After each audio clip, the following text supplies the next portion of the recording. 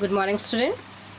आज हम पढ़ेंगे क्लास 11th का काव्य खंड। याद रखिएगा, आपके जो बुक चेंज हुई है इस बार, उसमें आपके 3 खंड दिए गए हैं। पहला गद्य खंड जिसे हमने कर लिया है, दूसरा है आपका काव्य खंड, और इसके बाद तीसरा जो खंड होगा वो आपका होगा सहायक वाचन। ठीक, तो अभी हम जो आज कर रहे हैं वो काव्य खंड का पार्ट 1 कबीर है। ठीक है, इसमें कबीर जी के दोहे दिए गए हैं जिनको आपको समझना है और करना है। तो अभी हम जो आज कर रहे हैं वो है प्रश्न उत्तर। तो आज हम इस पार्ट के प्रश्न उत्तर को करेंगे, पढ़ेंगे और समझेंगे। आपको इन्हें समझना है और अपनी कॉपी में नोट डाउन करना है। क्लियर? तो सबसे पहले यदि हम प्रश्न की बात कर रहे हैं कि हमारा पहला प्रश्न क्या है, तो पहला प्रश्न हमारा है, कबीर की दृष्टि में ईश्वर एक है, इसके समर्थन में उन्होंने क्या तर्क दिया। तो प्रश्न है आपका कि कबीर जो है वो ये मानते हैं कि ईश्वर एक ही है। भले हमने उन्हें बहुत से ईश्वर को हमने बहुत अलग अलग धर्मों में बांट दिया है ना, कि कोई हिंदू है, कोई मुस्लिम है।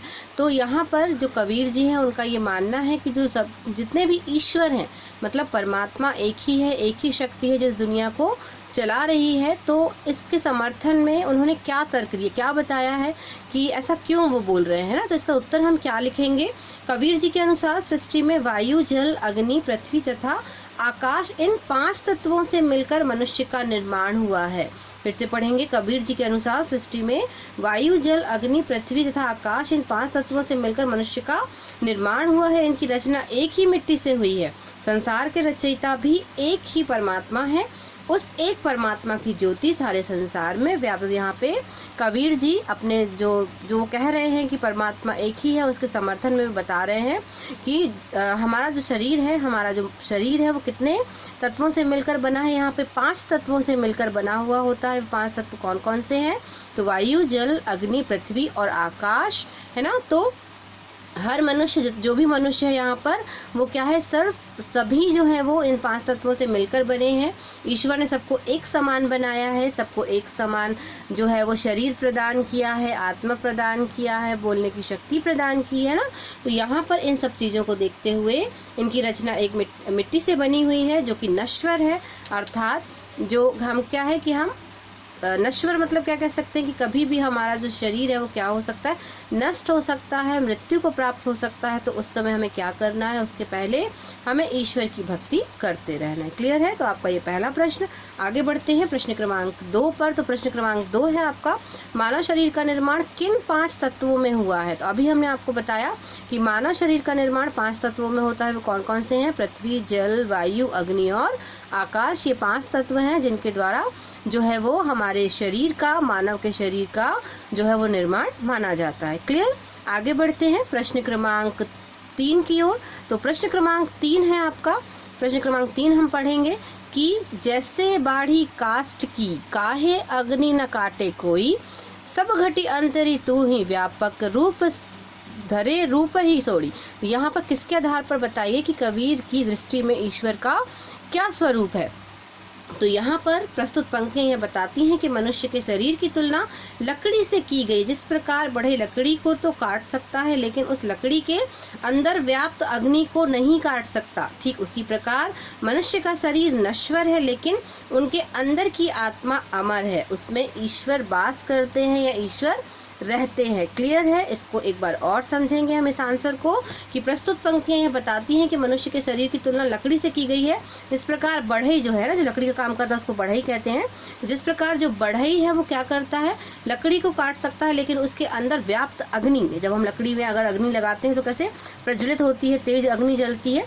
तो यहाँ पर जो बताया है कि बढ़ई लकड़ी तो काट सकता है, लेकिन उसके अंदर जो व्याप्त अग्नि है उसे नहीं काट सकता। ठीक उसी प्रकार जो मनुष्य है वो तो उसका जो शरीर है वो नश्वर है, लेकिन उसकी जो आत्मा है, जो उसके अंदर, उसके शरीर के अंदर वास करती है, वो क्या है, अमर है, और उस आत्मा में ईश्वर का वास होता है। क्लियर? तो अभी आपने कितने प्रश्न पढ़े? प्रश्न क्रमांक 1, प्रश्न क्रमांक 2 और प्रश्न क्रमांक 3। अब हम देखते हैं प्रश्न क्रमांक 4 कि प्रश्न क्रमांक 4 क्या है और इसका उत्तर हमें कैसे लिखना है। तो हमारा जो प्रश्न है प्रश्न क्रमांक 4, उसे हम पढ़ेंगे। कबीर ने अपने को दीवाना क्यों कहा है। तो यहाँ पे जो कबीर हैं वो अपने आप को ईश्वर का दीवाना मानते हैं। वे ईश्वर की भक्ति करते हैं, दिन भर उन्हीं का स्मरण करते हैं, ईश्वर का, परमात्मा का। तो वे अपने आप को क्या करते हैं, ईश्वर का दीवाना मानते हैं। लेकिन क्यों?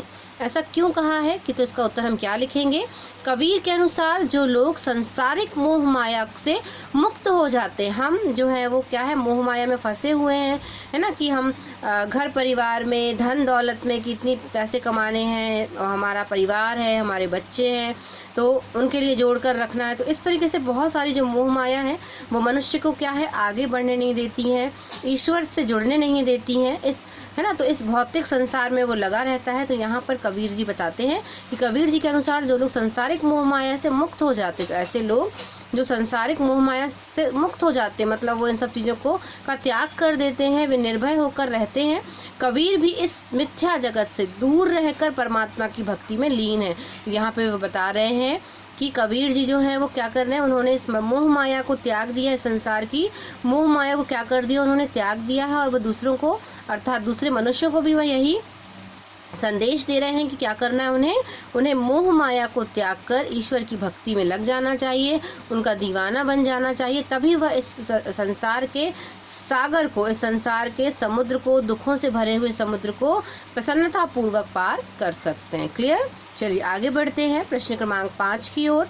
प्रश्न क्रमांक 5 है हमारा, कबीर ने ऐसा क्यों कहा है कि संसार बौरा गया। यहाँ पर बौरा गया का अर्थ होता है पागल हो जाना, मतलब बौरा का अर्थ जो है यहाँ पे पागल होता है। अगर हम इसके अर्थ की बात करें तो कबीर जी ऐसा क्यों कह रहे हैं कि जो लोग हैं या जो संसार है वो बौरा गए हैं, तो इसका आंसर हम देख लेते हैं। संसार बौरा गया है अर्थात पागल हो गया है। कबीर ने ऐसा इसलिए कहा है क्योंकि संसार में रहने वाले लोग सच्ची बातों पर क्रोधित हो उठते हैं। यहाँ पे यदि हम किसी व्यक्ति को सच्चाई कहेंगे, अच्छी चीज़ें बताएंगे, तो वो क्या गुस्सा हो जाएगा कि हमें तो ऐसा बोल रहे हैं ना। तो यहाँ पे संसार में कबीर जी ने बताया कि अगर जो लोग हैं उनसे यदि हम झूठी झूठी उनकी तारीफ करते रहेंगे, उनसे झूठ बोलते रहेंगे, व्यर्थ की प्रशंसा करते रहेंगे, तो वो क्या होंगे, वो जो व्यक्ति हैं वो बड़े ही प्रसन्न होंगे। लेकिन यदि हमने कहीं उनको सच बोल दिया तो वो क्या हो जाते हैं, वो हमसे रूठ जाते हैं या हमसे दूर हो जाते हैं। तो यहाँ पर यही बताया है कि संसार बौरा गया है अर्थात पागल हो गया है। कबीर ने ऐसा इसलिए कहा है क्योंकि संसार में रहने वाले लोग सच्ची बातों पर क्रोधित हो उठते हैं और झूठी बातों पर विश्वास करते हैं। कबीर को ऐसे संत मिले जो स्वयं को शुद्ध करने के लिए प्रातःकाल स्नान करते हैं, परमात्मा को प्राप्त करने के लिए धार्मिक आडंबर का सहारा। तब ये यहाँ पे बता रहे हैं कि कबीर जी बता रहे हैं कि लोग दिखावा करते हैं, मतलब ईश्वर की पूजा करते हैं, लेकिन वे क्या करते हैं, वे दिखावा करते हैं कि सुबह सुबह नहा रहे हैं, टीका चंदन लगा रहे हैं, या ईश्वर को मान रहे हैं, या पत्थरों पर भी, जैसे अब कबीर जी नहीं मानते लेकिन पत्थर पे भी भगवान जो है वो लोगों के विश्वास के अनुसार माना जाता है। तो कबीर जी को ये आडंबर लगता है ना, ये सब दिखावा लगता है। वे कहते हैं कि बस एक शक्ति है, ऐसी जो शक्ति है जो संसार को चला रही है, हमें उस शक्ति का नमन करना चाहिए और उस शक्ति को मानना चाहिए। क्लियर? चलिए आगे बढ़ते हैं प्रश्न क्रमांक 6 की ओर। तो प्रश्न क्रमांक 6 हमारा है, प्रश्न क्रमांक हम 6 की बात करें तो कबीर ने नियम और धर्म का पालन करने वाले लोगों को किन कमियों की ओर संकेत किया है। कबीर जी ने यहाँ पर, ठीक, तो कबीर ने नियम और धर्म का पालन करने वाले लोगों को किन कमियों की ओर संकेत किया है। तो यहाँ पर जो कबीर जी ने संकेत करते हुए बताया है कि लोग धर्म के नाम पर दिखावा करते हैं, ऐसे लोग पाखंडी होते हैं। मतलब जैसे हमने आपको पहले बताया ऊपर वाले प्रश्न क्रमांक 5 में कि लोग क्या करते हैं, आडंबर करते हैं, दिखावा करते हैं कि बहुत माला पहने हुए हैं, टीका चंदन लगाए हुए हैं। तो यहाँ पे कबीर जी इन सब दिखावे को नहीं मानते, इन सब आडंबरों को नहीं मानते हैं।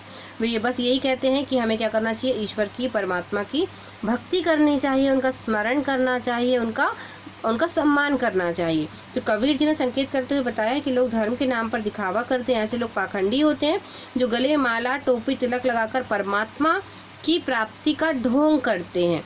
वे पत्थर की मूर्ति तथा वृक्षों की पूजा करते हैं और धर्म के नाम पर व्यर्थ के नियमों का पालन करते हैं। तो ये कबीर जी का मानना है कि कुछ लोग धर्म के नाम पर क्या कमियां हैं, क्या करना चाहिए, तो उन्हें लोगों की सहायता करनी चाहिए, जो असहाय हैं, है ना, गरीबों की सहायता करनी चाहिए, अच्छे काम करने चाहिए।